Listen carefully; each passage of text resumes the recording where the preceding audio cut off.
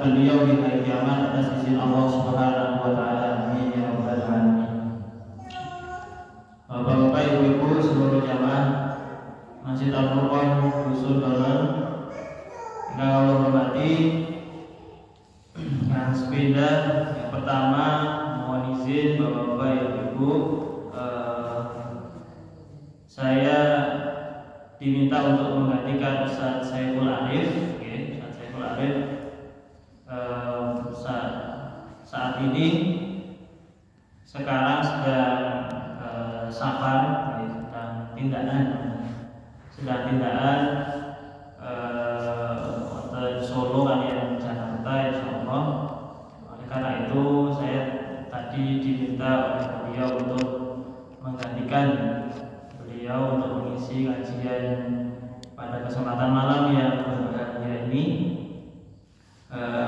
Saya sebenarnya masih termasuk murid beliau, jadi beliau juga dipun asto kalian Joseph wiwit kelas setunggal SMA, terus oleh 3 tahun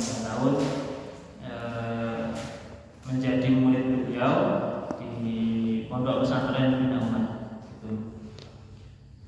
Dan kemarin sudah disampaikan, sudah diberitahu oleh Ustaz Saiful Arif bahwa sudah selesai bab tayamum dari kitab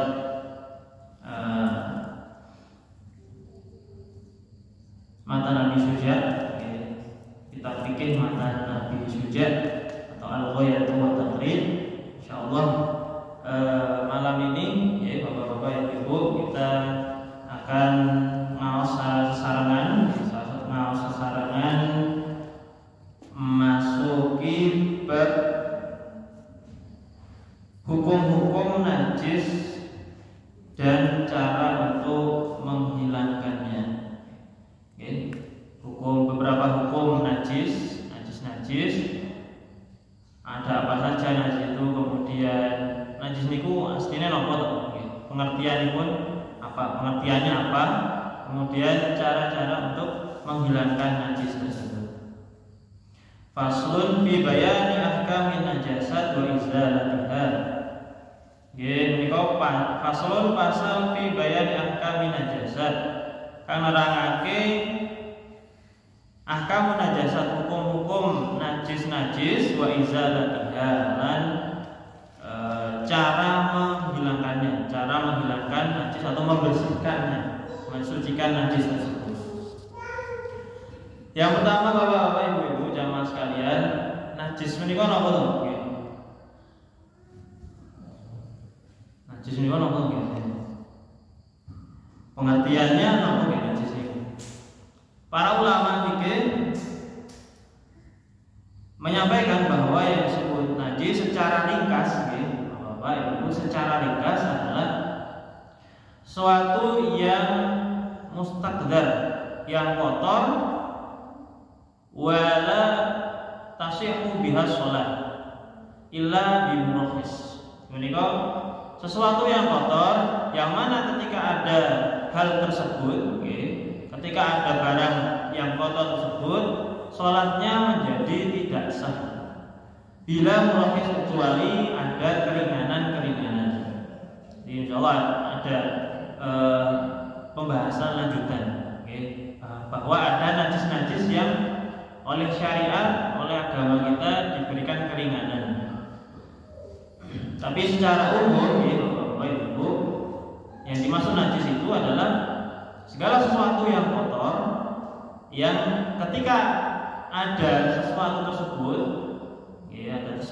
misalnya di tempat kita sholat, maka hal tersebut membuat sholatnya tidak sah. Jadi perlu dipahami ya Bapak Ibu, tidak semua hal yang kotor itu najis. Tidak semua hal yang kotor itu najis, tapi semua yang najis sampun pasti kotor. Misalnya pun apa? Misalnya pun ngapunten upil napa umbel Jika kotor gitu Bapak. Kotor, barang yang kotor yang ketika ada gitu ada misalkan di tangan kita mau bersihkan gitu. Kita pengen membersihkannya. Kita mau membersihkannya itu termasuk barang yang kotor. Tetapi upil atau umbel itu bukan suatu hal yang najis. Jadi misalkan ketika bersin ketika sholat, kemudian mengapunten ada umbel keluar, ada umbel yang keluar, gitu. Itu tidak najis dan tidak membatalkan sholat karena umbel atau upil itu bukan suatu hal yang najis meskipun dia kotor. Oleh karena itu, Bapak-bapak, Ibu, secara bahasa memang, secara bahasa suatu hal yang najis itu syai'un mustaqdar. Ini secara bahasa nih, najis itu semua hal yang kotor. Tetapi secara pengertian wonten hukum fikih pun tidak semua hal yang kotor itu najis.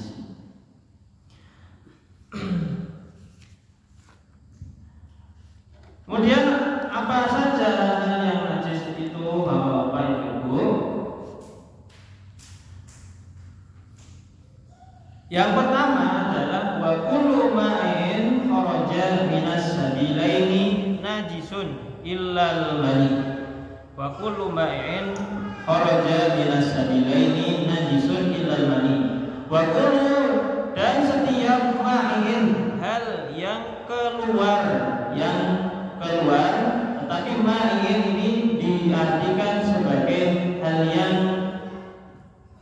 keluarnya dengan cara mengalir, jadi cairan. Setiap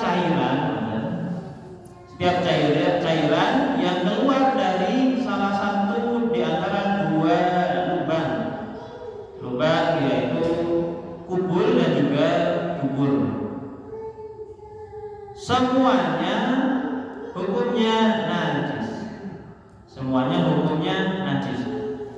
Jadi Bapak-bapak, Ibu sekalian, setiap hal yang keluar dari dua lubang itu bisa kita bagi menjadi 3. Yang pertama adalah benda gas utawi angin yang keluar dari dua jalan. Yang pertama angin bentuknya gas atau angin. Yang kedua benda cair. Yang ketiga benda padat, benda yang wujudnya padat. Menika ada pembagian atau perincian hukum-hukumnya Bapak Ibu sekalian. Yang pertama, kalau benda gas atau angin yang keluar dari salah satu di antara dua lubang, niku mutlak hukumnya thahir atau suci. Misalkan ketut. Misalkan ketut itu ketika dia keluar, kita kan nggak harus ketika ketut nggak harus nyuci celananya, nggak harus nyuci celana, nggak harus nyuci sarungnya, karena dia suci, hukumnya suci. Artinya ketika dia keluar tidak harus mencucinya, tidak harus dicuci hal yang kena najis tersebut. Yang kedua adalah benda cair. Benda cair punika baik itu berupa air kencing atau air seni, ataupun madi punika kados toyo mani, tetapi dia tidak terlalu pekat, jadi warnanya bening, tetapi lengket.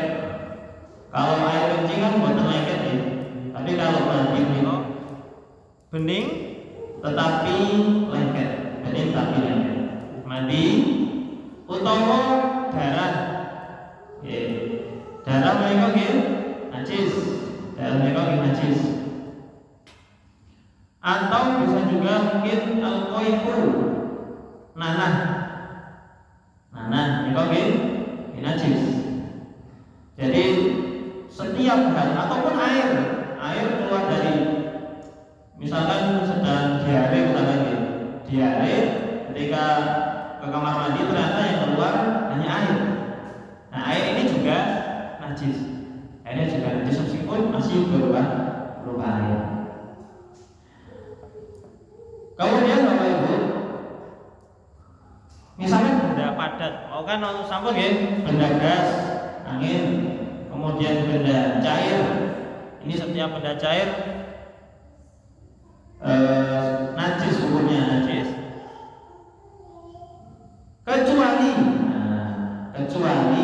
menika mani. Kecuali toyo mani. Toyo mani menika hukumnya suci. Wonten mazhab Syafi'i nggih, toyo mani ingkang biasanipun rupane putih petak ya, itu suci.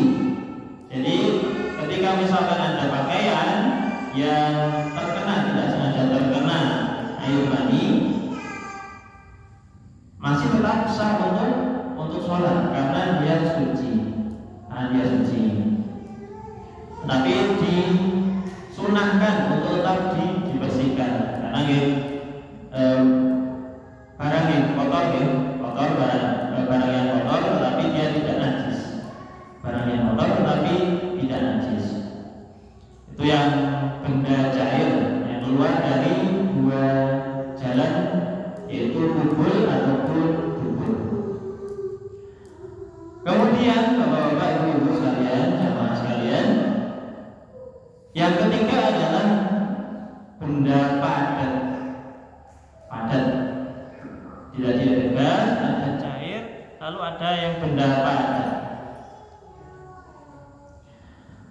Benda padat yang keluar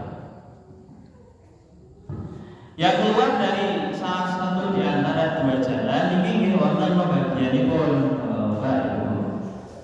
Benda padat yang misalkan nembe gerak batu ginjal. Kemudian ketika buang air kecil keluar batunya. Batu yang dari ginjal tidak sengaja keluar. Nah, batu ini kan bendanya padat ya, benda padat. Ketika dia keluar maka dia hukumnya najis. Karena apa? Karena batu ini terbentuk di dalam tubuh manusia. Batunya terbentuk di dalam tubuh manusia.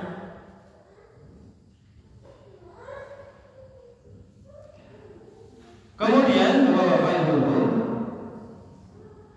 yang kedua adalah barang yang tidak terbentuk dari tubuh manusia, tidak terbentuk di dalam tubuh, tapi misalkan tidak sengaja menelan batu kecil atau koin atau semisalnya, pokoknya barang-barang atau benda-benda padat tidak sengaja tertelan, kemudian keluar dari tubuh misalkan, maka barangnya itu misalkan batunya tidak najis.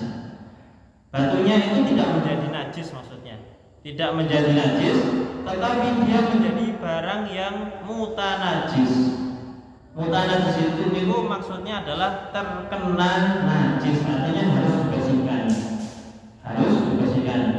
Di dalam koin tidak sengaja tertelan, kemudian keluar dari tubuh. Jika sudah dibersihkan, sudah bersih, jika koinnya sudah dibersihkan, maka dia sudah kembali suci lagi, Pak. Sudah dibersihkan, najis-najisnya hilang yang mengenai koin tersebut, uang receh tersebut sudah hilang, maka uang tadi berubah hukumnya menjadi suci kembali. menjadi suci kembali. Atau batu juga sama Pak. Batu tertelan kemudian keluar dari kubur, maka ketika dia sudah dibersihkan, dia sudah menjadi suci lagi. Yaitu bagiannya ada yang benda gas, benda cair, ataupun benda padat.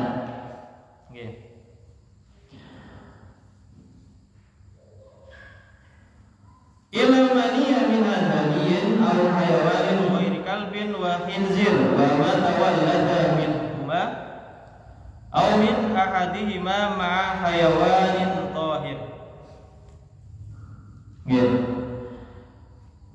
Untuk hukum semisal mani, jadi mani atau hal-hal yang keluar dari dua jalan tadi, itu hukumnya seperti yang keluar dari hewan, yang keluar dari hewan. Misalkan kalau kita familiar dengan kopi luwak, misalkan kopi luwak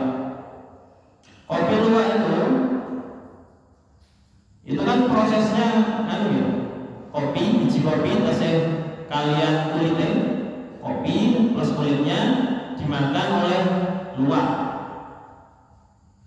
Lalu keluar kotoran, luwaknya mengeluarkan kotoran. Kotoran luwak itu masih berbentuk biji kopi tanpa kulit. Jadi ketika keluar kotoran luwak itu bentuknya masih biji kopi. Artinya biji kopinya itu tidak dicerna oleh perutnya luwak, oleh pencernaannya luwak itu. Itulah yang menjadikan beberapa ulama itu menghalalkan, meskipun ada sedikit yang mengharamkan kopi luwak, tapi mayoritas itu halal, terutama dalam mazhab Syafi'i. Karena apa? Karena dia tidak tercerna oleh perut luwak. Seperti batu tadi.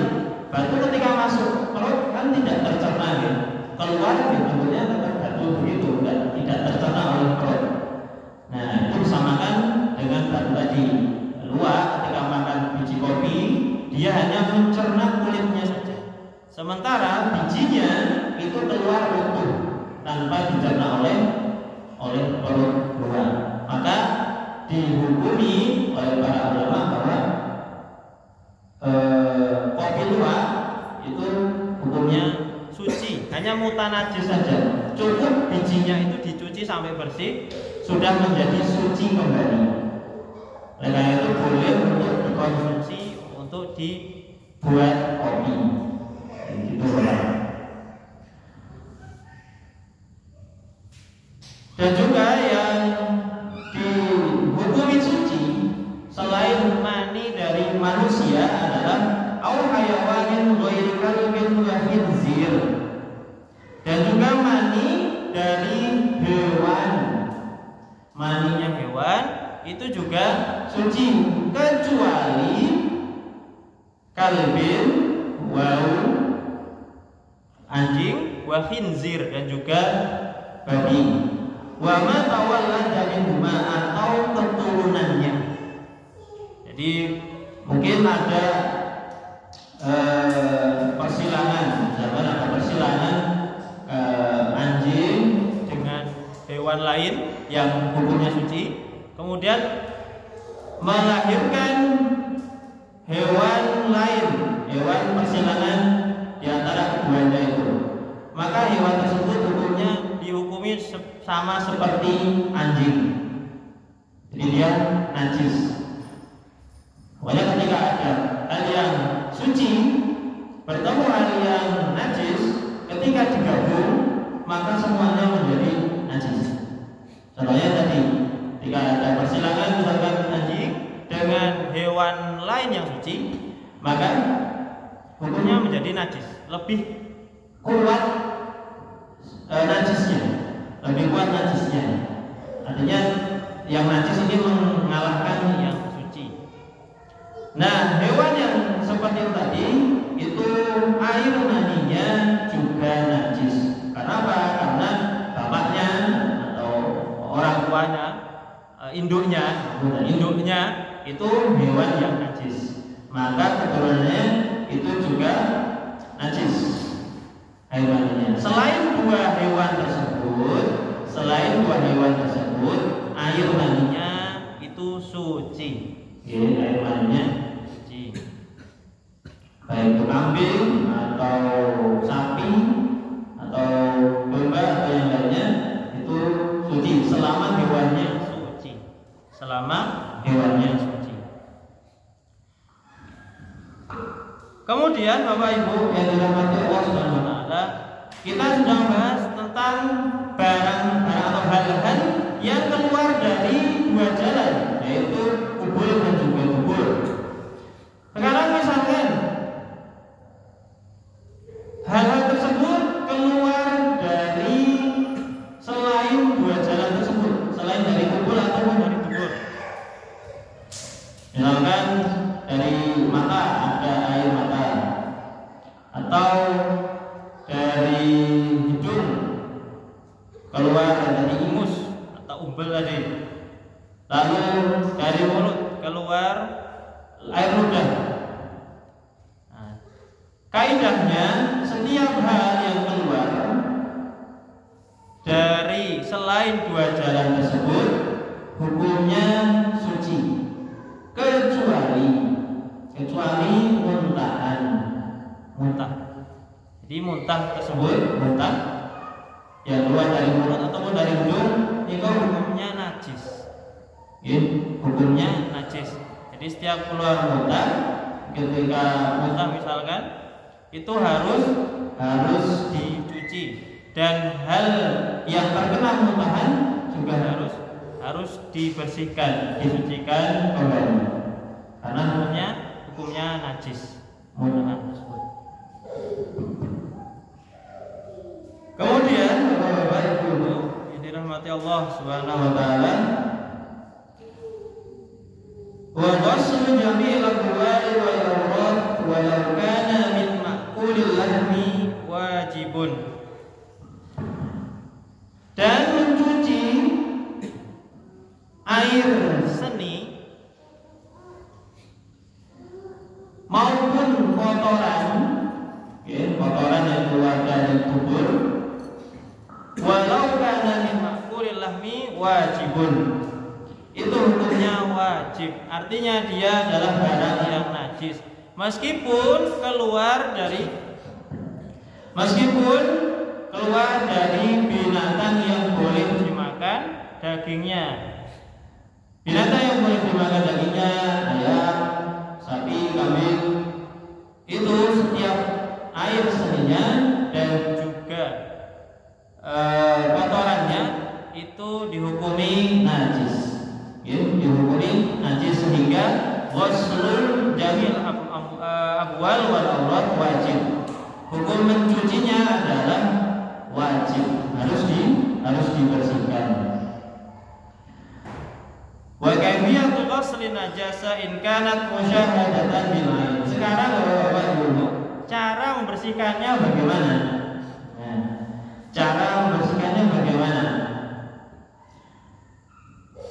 Mereka diterangkan bahwa in kanat musyahadatan bil aini wa hiya musammatu bil ainiyah takunu bi zawali ainiha. Ketika hal tersebut bisa dilihat, misalkan kotoran manusia yang terlihat bisa dilihat, musyahadah bil ain, bisa dilihat oleh mata, ini disebut najis aini. Najis aini mereka bagaimana cara membersihkannya? Takunu bizawali ainiha, zatnya yang kelihatan itu harus bersih, harus sudah nggak kelihatan lagi. Ketika kita lihat misalkan karpet ini kena najis, maka harus disiram air sampai hilang zatnya, sampai kita bisa lihat bahwa ini sudah bersih, sudah kelihatan oleh mata, ini sudah bersih. Wa muhawalat muhawalati zawali awsafiha min ta'min aw launin aw rihin. Dan diusahakan selain yang kelihatan tadi, diusahakan wa muhawalati zawali awsafiha, diusahakan sifat-sifatnya juga hilang. Sifatnya misalkan apa? Misalkan ta'mun, rasanya, au launun, atau warnanya, au rih, atau aromanya atau baunya. Fa in baqiya ta'mun najasati dharra au launun au rihun asura zawaluhu lam yadur. Jika masih bisa dirasakan, ta'mun ada rasanya, nggak tahu caranya gimana gitu, ngetes najis tapi dengan rasanya. Masuk najis mau dijilat kan nggak mungkin. Yang penting ketika rasanya itu masih ada, misalnya nggak sengaja kecipat atau kena masuk mulut, nah ternyata masih ada rasanya. Oh ini berarti ya dulu masih belum hilang, harus dibersihkan lagi.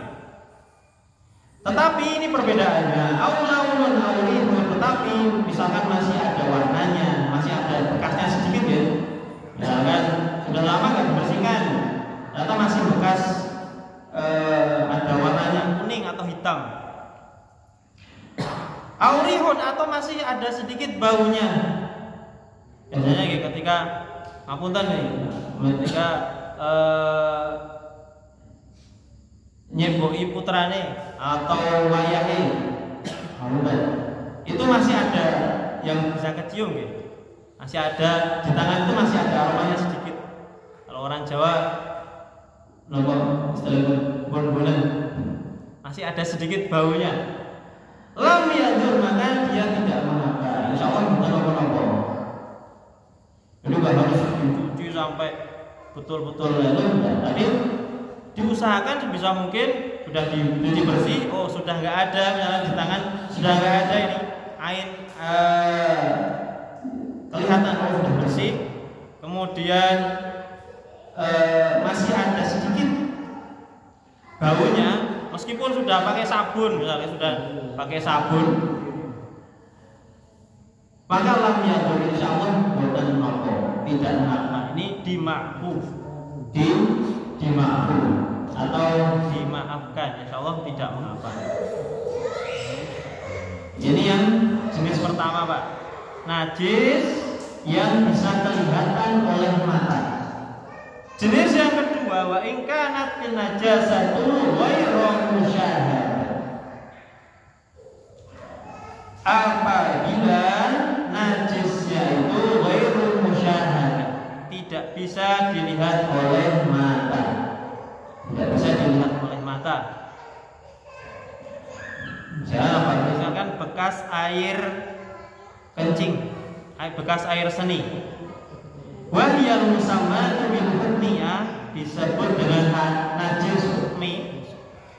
Fayakfi jaryul ma'i 'alal mutanajjisi biha walau marratan wahidatan, maka cukup cara membersihkannya dengan menyiramkan air. Menyiramkan air di atas benda yang kena najis tadi, meskipun hanya sekali. Meskipun hanya sekali. Ini yang najis hukmiyah, misalkan tadi bekas air kencing, bekas air seni, itu cukup diguyur dengan air saja, meskipun hanya sekali. Nanti barang yang terkena najis tersebut insya Allah sudah menjadi suci kembali, sudah menjadi bersih kembali. Lalu dikecualikan lagi Pak, illa baulus sabiyil ladzi lam ya'kulit ta'am, kecuali lagi ini cara yang membersihkan tadi, illa baulus sabiyil ladzi lam ya'kulit ta'am, kecuali adalah air seni bayi.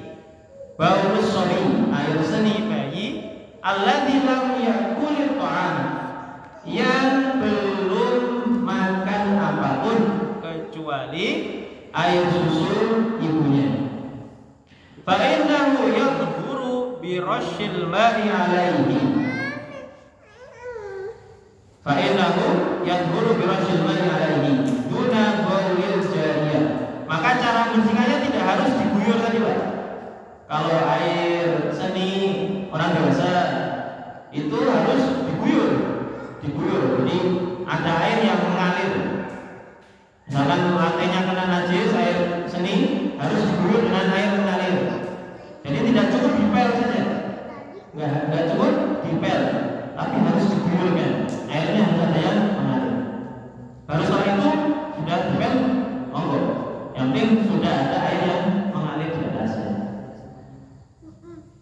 Kecuali air seni anak atau bayi laki-laki ini khusus ya. Kalau yang perempuan sama hukumnya dengan orang dewasa, harus diguyurkan. Kalau air seni bayi laki-laki yang belum makan sesuatu kecuali air susu ibunya, fa'innahu yadhuru bi rasyil ma', maka dia cukup dicipratkan. Cara membersihkannya misalkan mengenai baju, maka cukup mencipratkan air ke atas baju tersebut. Yang disebut najis mukhaffafah atau najis ringan.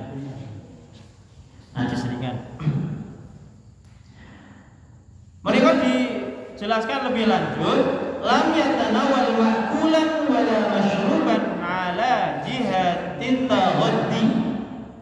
Ini artinya dia belum makan sesuatu, makulan baik itu makanan ataupun masyruban, ala jihatin taghaddi, yang berupa asupan nutrisi.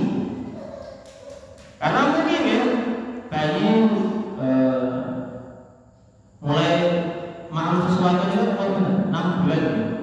Sebelum 6 bulan misalkan dia sempat sakit, demam misalkan, panas, kemudian oleh dokter atau oleh ibunya, oleh orang tuanya diberi obat sirup, obat tes. Menikah hukum air seninya itu masih air seni yang cukup disucikan dengan menciprat saja. Karena di sini dipersyaratkan yang masuk ke dalam bayi tersebut itu harus ala jihatin taghaddi, dalam bentuk nutrisi. Misalkan sejak lahir atau sebelum 6 bulan dia minumnya bukan ASI tetapi susu formula. Ini kan berupa nutrisi ya Pak, yang mengenyangkan. Beda seperti obat tadi. Kalau obat tadi bukan mengenyangkan, sifatnya hanya menyembuhkan, bukan sebagai nutrisi. Kalau misalnya susu formula, susu bubuk, kalengan, kotaan itu maka hukum air seninya sudah seperti air seni orang dewasa. Sudah seperti air seni orang dewasa. Artinya ketika pipis itu cara mensucikannya adalah harus diguyur, disiram dengan air. Tidak cukup diciprat-cipratkan saja. Tidak cukup diciprat-cipratkan saja.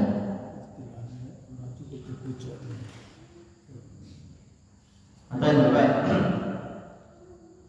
Wa kharaja bisabi as-sabiyatu wal khunza fa yusallu min bawlima. Ini kecuali bayi yang perempuan tadi Pak. Bayi perempuan atau khunza, atau misalkan ada mungkin sedikit terjadi Pak, ada bayi yang mempunyai dua kelamin atau kelamin ganda.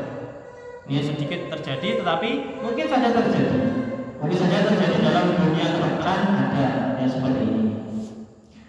Fayum satu min baulihima, maka hukum baulnya atau hukum air seninya itu sama seperti orang dewasa. Kemudian itu sampai jam berapa gitu biasanya? Sampai adan. Oh, oh biasanya pun nonton tanya jawab. Oke. Nonton. Oh, kalau dari mawon nih. Biasanya pun nonton undi pulang dari mawon. Wa yusytaratu, lanjutkan nggih Bapak Ibu. Wa yusytaratu fi ghaslil mutanajjisi urudul ma'i alaihi in kana qalilan. Dan dipersyaratkan, syaratnya yang sudah tadi sedikit saya bahas, fi ghaslil mutanajjis, untuk mencuci barang atau benda yang terkena najis, urudul ma', mengalirnya air di atas benda tersebut, in kana qalilan, meskipun hanya sedikit. Jadi yang dinamakan mencuci itu harus ada air yang mengalir, namanya mencuci. Sama seperti wudu ya Pak, mencuci tangan. Oke, harus ada air yang mengalir. Entah itu di gayung pakai tangan atau pakai gayung, tapi tidak cukup diusap untuk tangan atau muka. Jadi muka itu jangan ketika wudu aku ya, mungkin masih ada yang belum tepat, itu harus ada air yang tertampung di tangan. Namanya itu baru waslul wajhi. Airnya mengalir di muka, airnya mengalir di muka. Jadi tidak cukup dibasahi, kemudian enggak cuma basah saja lalu diusapkan di muka, tetapi harus ada air di telapak tangan ini lalu dialirkan di muka. Itu yang disebut ghuslu secara fikih. Al-ghusl harus ada air yang mengalir. Fa in unisa lam yathur. Fa in unisa lam yathur. Ini penting Bapak Ibu sekalian, ini penting. Jika dibalik, jadi misalkan ada najis di sini atau di atas meja ini ada najis, kita alirkan air di atas najis tersebut. Itu namanya mencuci. Fa in unisa lam yathur. Jika dibalik maka tidak menjadi suci. Ini yang sering ditemui adalah misalkan ketika mencuci baju di mesin cuci. Ketika mencuci baju, baik cuma di mesin cuci ya Pak, atau misalkan mencuci baju yang terkena najis, misalkan terkena alkohol, puteranipun atau wayahipun, itu bajunya kita masukkan dulu ke ember, baru airnya dimasukkan. Tidak bisa dibalik. Jadi kalau bajunya dulu masuk, lalu ada air di atasnya, ada dimasukkan air, maka ketika dibilas, insya Allah sudah suci. Ketika sudah hilang wujudnya tadi, sudah menjadi suci. Tetapi jika dibalik, airnya malah yang menjadi air najis. Misalkan sudah ada ember, sudah ada wadah lain, ada ember, sudah ada airnya. Mana mau dibuang eman. Lalu baju yang kena najis langsung kita celupkan situ. Nah itu malah airnya yang menjadi najis. Jadi harus dituangkan atau setidaknya tadi airnya yang dikerucutkan, airnya yang dituangkan ke atas najis, itu yang mensucikan. Gitu ya. Ini perlu dibaca karena sering sekali saya temukan kasus seperti ini. Perlu diperhatikan. Amal ma'ul kathir fala farqa baina kaunil mutanajjisi waridan aw mawrudan. Berbeda ketika airnya banyak, misalkan di sungai. Fala farqa baina kaunil mutanajjis waridan aw mawrudan. Maka sami mawon jenengan ngambil pakai gayung kemudian disiramkan atau langsung dengan celupkan di sungai tersebut, maka insya Allah sudah suci ketika airnya banyak. Maka dalam mazhab Syafi'i air banyak itu kita minimal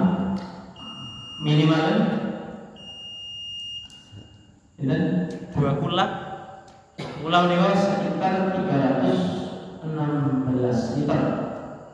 Sekitar 316 liter. Ya.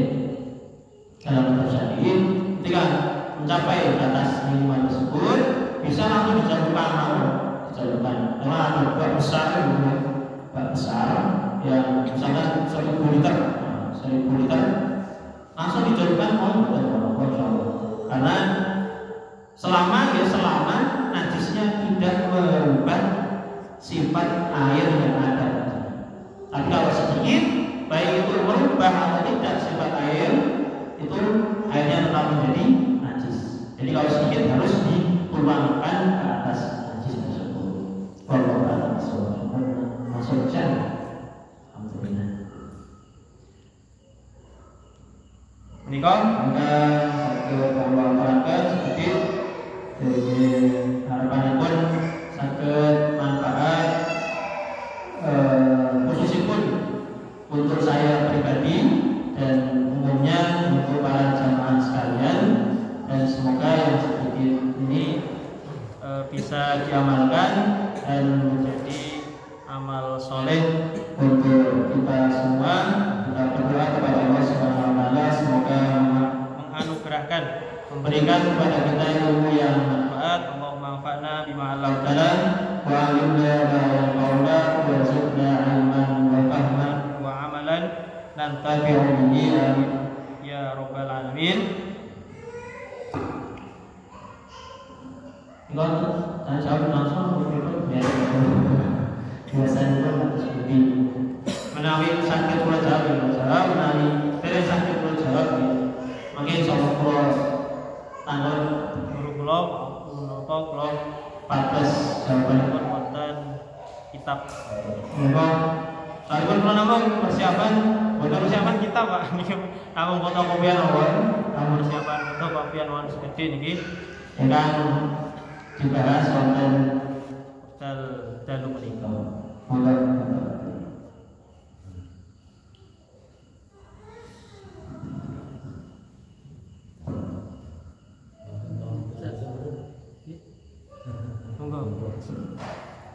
Ustaz mau tanya, mungkin yang sering katakanlah mungkin di karpet masjid, lintas anak-anak itu kalau di karpet itu apakah ya cuma tetap harus disiramkan?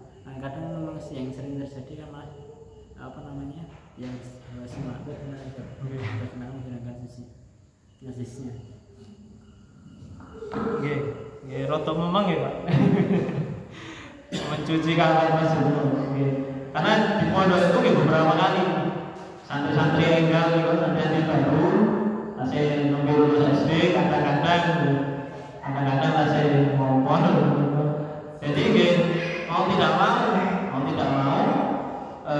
minimal kita bawa ke halaman, ke teras juga, lalu cukup kita siram yang kena najis semua. Nggak harus semuanya, tidak harus semuanya. Jadi yang terlihat sangat pokoknya di sini, basah di sini, gempon, kita cukup di sini saja. Jadi sebisa mungkin ketika ada seperti itu harus dicari tempat-tempat yang terkena najis tersebut sehingga bisa kita bersihkan. Mau tidak harus dicuci. Nambah sedikit. Yang tadi dikatakan oleh Bapak tadi, najis yang misalnya kencing misalnya. Dari kencing orang dewasa. Itu kalau cuma siram kan sudah sah. Tapi kadang-kadang kan karena air kencing orang dewasa itu tidak makannya misalnya terlalu bau. Itu kan tidak cukup disiram. Tidak sedikit penjelasan. Kalau disebutkan nih Pak, ketika najis-najis yang sulit dibersihkan sifat-sifatnya misalkan baunya tadi kayak kata semua ketika nyebori puteran pun bawahnya pun ini komentasi wonten aromanya wonten tangan sering nih kok terjadi kasus seperti itu. Kita usahakan semaksimal mungkin dihilangkan, bisa pakai sabun atau pakai misalnya kalau air seni di kamar mandi atau agem wipol atau semisalnya, kalau bisa bersih alhamdulillah, tapi sebetulnya cukup dengan air saja, kemudian kita lihat oh sudah nggak ada, misalkan kan warnanya gitu, kalau air seni terutama orang dewasa itu kebanyakan kekuningan gitu. Sudah nggak ada warna kuningnya, sudah bersih. Artinya kita lihat ketika kita siram airnya itu sudah bening, insya Allah tidak mengapa. Kalau tidak mengapa. Tapi lebih baik lagi diusahakan untuk dibersihkan semua sifatnya, baik itu rasanya ataupun warnanya ataupun baunya. Tapi kalau memang sulit, insya Allah tidak mengapa. Yang penting kelihatan bahwa sudah nggak ada, kelihatan sudah nggak ada, warnanya sudah nggak ada, kuningnya sudah nggak ada, insya Allah tidak mengapa.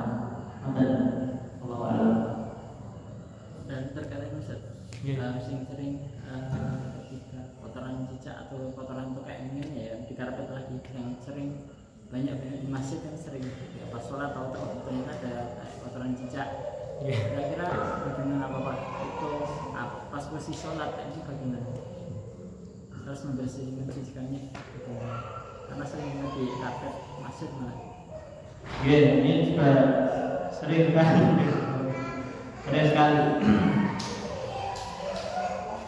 Untuk tadi gitu Pak, ketika misalkan bisa diambil, itu kan kotorannya padat, lalu bisa diambil. Kita lihat ketika sudah nggak bersisa sama sekali konten karpet itu, jadi ada semuanya, tidak tercecer, konten berceceran, dan misalnya kita cium, aromanya sudah nggak ada. Jadi kan otomatis kalau aromanya sudah nggak ada, itu airnya, bendanya, najisnya itu sudah terangkat semua. Tapi misalkan agak ada cairannya yang maka ya cukup tadi disiramkan, dibuang dulu tadinya yang kelihatan tadi, lalu disiramkan nggak perlu banyak sedikit sedikit, penting ada imror, ada air yang mengalir di atasnya. Yang penting zatnya tadi, yang penting zatnya tadi sudah hilang, yang kelihatan oleh tadi sudah hilang.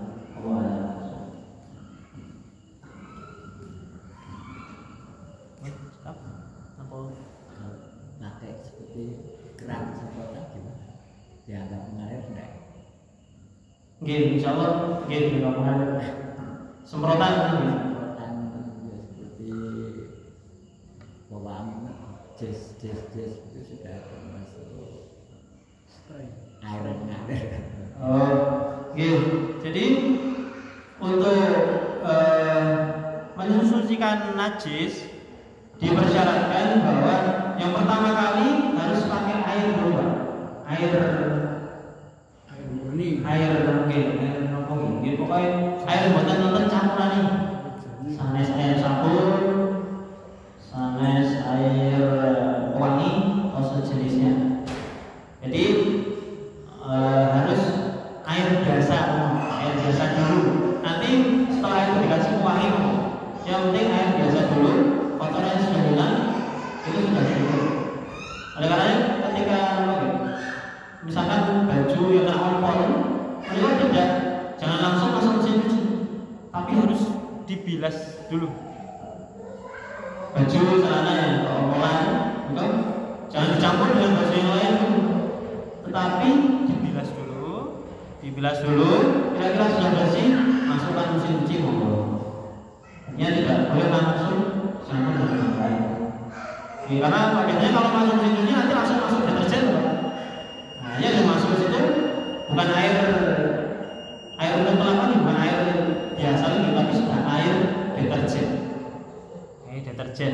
Dalam mazhab ini tidak diperbolehkan, harus pakai air biasa.